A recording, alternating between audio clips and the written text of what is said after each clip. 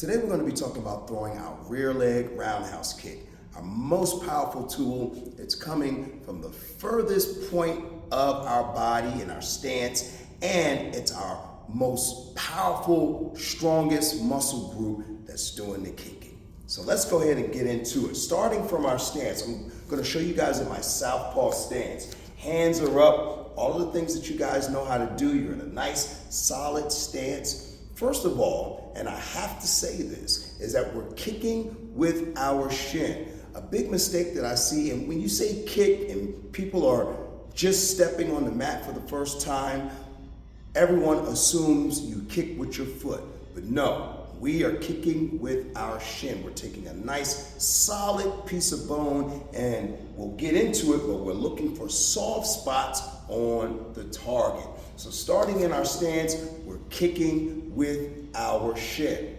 The targets that we're looking for, if we're looking at the bag like we're looking at a mirror, and we're gonna leave kicks to the head out of this conversation of today. So we're looking for the stomach area, we're looking for the thighs, and we're looking for the calves. We're looking for soft muscle, soft tissue. We're gonna take a hard bone and hit something soft. So the first thing that we wanna do when we're throwing this kick is we wanna step diagonally toward that front leg. So like this. Now, why do we do that? The reason why we do that is so we can line the shin up, especially when we're talking about kicking to the body. If I just kick it without stepping and without lining and getting myself in position, I end up kicking the side. Now, again, if we're looking at the bag like we're looking in the mirror, and this is the person's head, their shoulders, their elbows, hips, I'm actually kicking the hips when I just throw the kick from right where I am. So it's going to be important to step first and line that shin up to the stomach so that that shin goes across that soft stomach area. So that's number one. Number two is to add power to the kick. The foot that's planted on the ground, on the mat, that heel is going to rotate toward the target. So it looks like this. That's going to give you a lot more leverage with the kick and allow you to kick through the target. The second thing, the other thing that we want to make sure that's happening is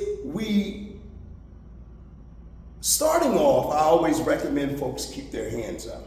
But eventually, for balance and for generating more power, we're going to want to shift our hands in a way that facilitates that. So if we're going to be doing that, we have two options with that.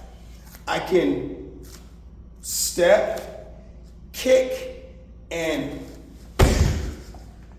the same hand of the leg that's kicking, that hand pushes through, so it looks like this. The other hand, you have two options. You can either put it on this side of your head or the outside of your head.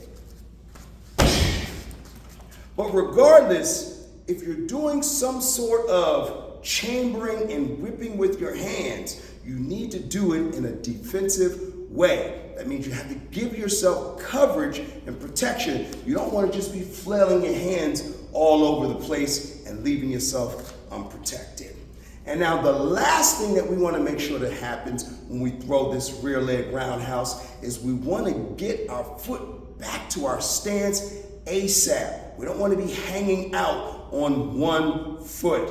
So, from the beginning, our stance, we're going to step diagonally to the front, throw the kick while rotating our heel to the target,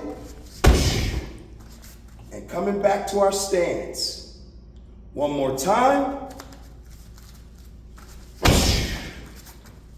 and back to our stance. All right, guys, hopefully that was something helpful and beneficial. Till next time, Coach Suli, Reps and Sweat Martial Arts and Fitness. Let's get it.